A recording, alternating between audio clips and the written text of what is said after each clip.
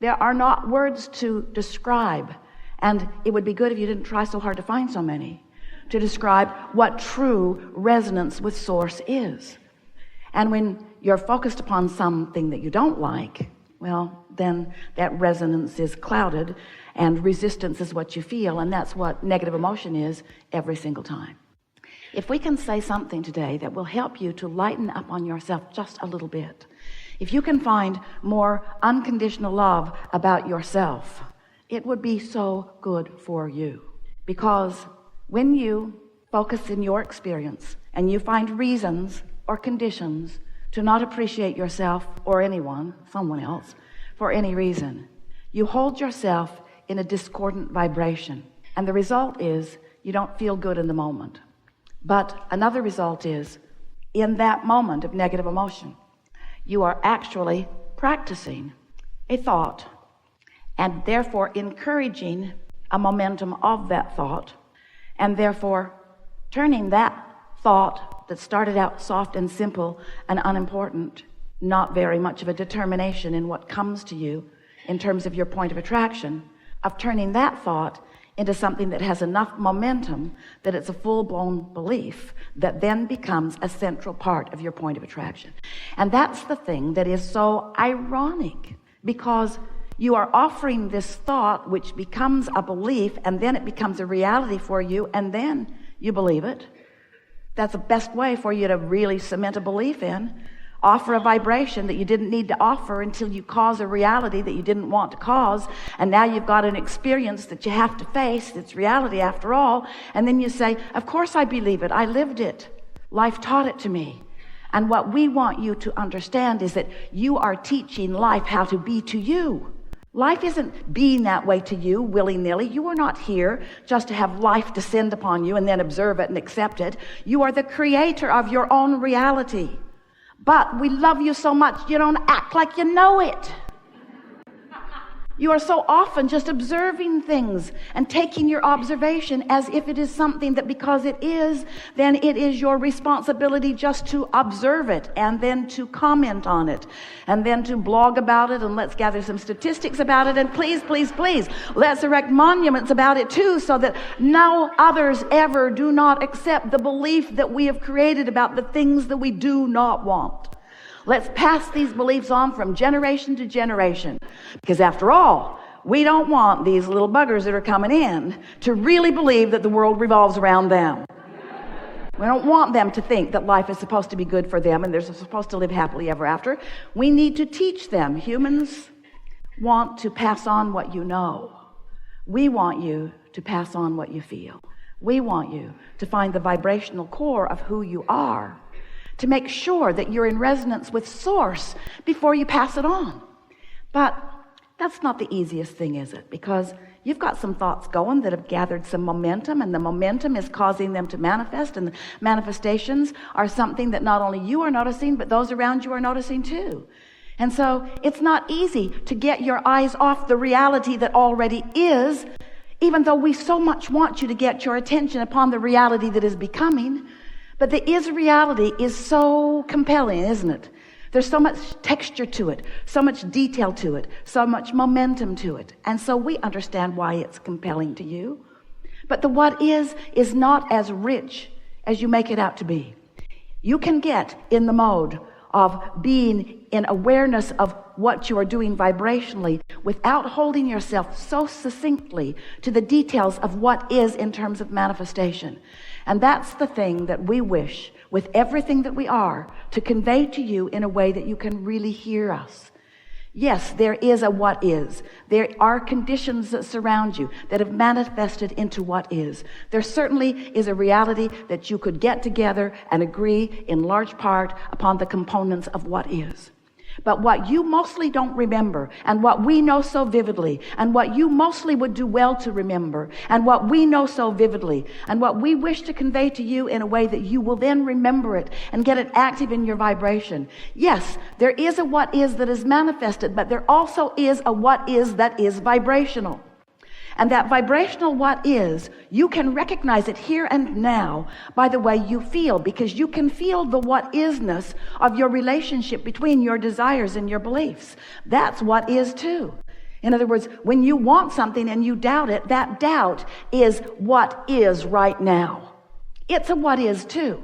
When you want something but you have fear around it, that fear is an indication of a vibrational reality, a vibrational what is right now. Now, what we're going to say next, if you can hear this, then your life will begin to transform in manifested visual, see it, hear it, smell it, taste it, touch it ways immediately. But here is the piece that you've got to get in place. First, you have to accept that this is a vibrational world, do you? And that you are a vibrational player in this world. And that you are an extension of a vibration that is active and vivid within you. And that when you are in any moment resonant with that vibration, you feel the resonance of it in the form of powerful, positive emotion. And when you get sideways of it, when your thoughts, when your beliefs have introduced resistance into this equation of your focus right now, you feel the discord. You accept all of that? So here is the piece that we so want you to understand. As you stand here in your vibrational beingness, it is that vibrational beingness that equals your point of attraction. Your point of attraction, that point where you begin the process of turning thoughts into things, of turning something that is a vibration into something that you can realize with all of your physicality. We're talking about creation here. But we want you to understand that unless you get your eye, your sensor, your attention, your focus upon this emotional center that is yours, then you're likely to continue to perpetuate unwanted momentum. You say, there are so many things I want that more money would provide for me. And then even as you're saying it, you're feeling negative emotion because you're thinking, but I don't have that money that I want or need. So you've got both of those vibrations going on. So we say, well, let us help you clean up your vibration. So we talk to you about how you can get some money. And in your mind, you argue with us, well, I've been trying and I'm not getting any. And then we convey to you that there are many people who have been where you are standing. And then you argue with us in your mind that, yeah, you know, but you don't know what their circumstances were. You know somebody that inherited something, you really don't like that guy. And you know somebody who won the lottery, he's just a freak of nature. And then you begin remembering that you didn't inherit anything. And then you wonder why your parents didn't plan better so that you could have inherited something. And then you think about your spouse who spends like a wild banshee, and there's no point in ever trying to save anything because as fast as it shows up, it's gone anyway. And so we're trying to have a conversation with you about how you can have more money, but you're off to the races on how you feel about money. It's not because you are a bad creator. It's not because you are a negative thinker. It's because you've got momentum of those thoughts. Those beliefs have a lot of momentum going, and you just can't stop a train that's going 100 miles an hour that way and make it go 100 miles an hour that way all of a sudden. You wouldn't want to. It's hard on the contents of the train. You don't want it to be like that. So what we want you to understand is that, yes, out there in the details of the life that you're living, it is close to impossible to, in any short order of time, change the vibration, change the thought, change the feeling, change the emotion. It's just not likely. But you could do what you've been talking about doing for a long time as humans. You could discover an unconditional alignment. You could find at the heart of that the vibrational core of it. And here's what we mean.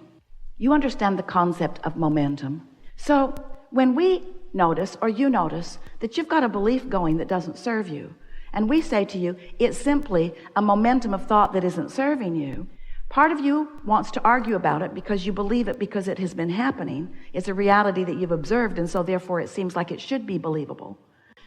But we want you to understand that even if you decide that it is a belief that you don't want to keep active, you can't just stop believing that all of a sudden because there's too much momentum about thoughts. Life is still delivering to you remnants and pieces of it to sort of, not with the purpose of keeping it alive, it's just the consequence. In the same way that there's no evil force trying to drag your car down the hill into a big crash at the end. It's just a natural consequence of momentum. So when you realize, or this is what we want you to realize, is that there is a point, an earlier point, where the momentum is easier to stop or easier to slow. There is a point in every conversation on every subject where it's easy for you to begin the momentum in the direction of what you want. And that's that emotional place. That's that emotional center. That's that unconditional place. Hear these words and try to feel the resonance with them just a little bit. So, all right, you got that, didn't you? Everything about that makes perfect sense. There's nothing within you that argues with any of that. It makes perfect sense. So now let's introduce law of attraction to the equation, because law of attraction, which says that which is likened to itself is drawn, is of course the reason for momentum. Because when you think a thought for as little as 17 seconds, law of attraction delivers another thought to you that is like it, and now there is more momentum with the joining of the two thoughts. And in another 17 seconds, more momentum, and another more momentum. Cross the 68-second mark, and you've got momentum going. That's the point where you should have kind of wanted to get out in front of it before it bumped against you, because now when you get out in front of it, it might knock you down just a little bit. Momentum. So let's say that you are like a normal human, and you're thinking about your day, you're thinking about your life, you're thinking about your world, you're thinking about the personal things and the not so personal things. You're thinking a lot of thoughts. You're engaged with life. And some of the thoughts you think serve you really well, some of the thoughts you think don't serve you so well, but you're just thinking thoughts because there's thoughts to be thunk, right? So here is this thought about something that you want, and you're thinking about this thought of something that you want, and it starts in a gentle place. Let's say that you started early enough in the day that it was easy to get it going in that direction, so you're thinking about what you want on this subject. It might be a lover, it might be financial remuneration, it might be purchasing business real estate, it could be any number of things. So you're focused upon this desire, and so far so good. You're thinking about it, and it feels good to you to think about it. It feels fresh, feels exciting. The idea of it really feels good to you. So you're thinking that thought, and then because you've got a belief that contradicts it, that's in the vibrational vicinity of that subject, you think, but I cannot really afford that. So now you've got this thought of what you want and this contradictory thought about it. And so you're not ever thinking two thoughts at the same time, but you're thinking them in close enough proximity to each other. I want it, but, I want it, but, I want it, but, that you've got a little vibrational wobble going here. You want it, but, so there's a little wobble going here. If you will step back right now and soothe that wobble, law of attraction is going to help you take that thought of desire to another place. But if you don't, the wobble's going to keep you from moving purely forward with that thought. So it goes like this. Let's say you don't catch it because it didn't feel very big, it wasn't gut-wrenching, you didn't really even notice it, you're not that in touch with your emotions, you're not that pure about your non-wobble thought yet, and so you think about how you want it, but. And then you think about how you've wanted it for a while, but. And then you think about how you hardly know anybody that's got that.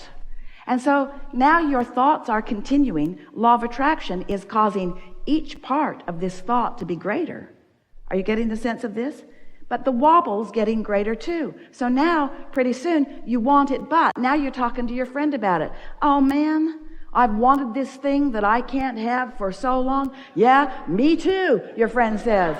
I can't even remember the last time I had anything like that. You know, I know somebody that's got it, but you don't even want to know that guy. That guy is so egotistical, centered. That guy is so hard to talk to, doesn't want to talk to things that negate what he wants. So you've got this big time wobble going on now. With us so far? You're the creator of your own reality. You're vibrational beings. You live in a vibrational universe. Everything you think is vibrational. Law of attraction is managing the vibration. And when you think about what you want in its absence, you wobble. And wobble doesn't feel good. And the more specific you are in a wobbling posture, the more uncomfortable you will become. The more specific you become in a non-wobbling posture, the more exhilaration you will feel. So your negative emotion is just letting you know all day, every day, what you're doing wobble-wise and what you could clean up if you would try a little bit. But if you'd be smart about it and want to stop the wobble before it gets going too much. So the rule of thumb is to Get as far into the good feeling thought as you can without wobbling. And in the moment that you start to wobble, back up from it just a little.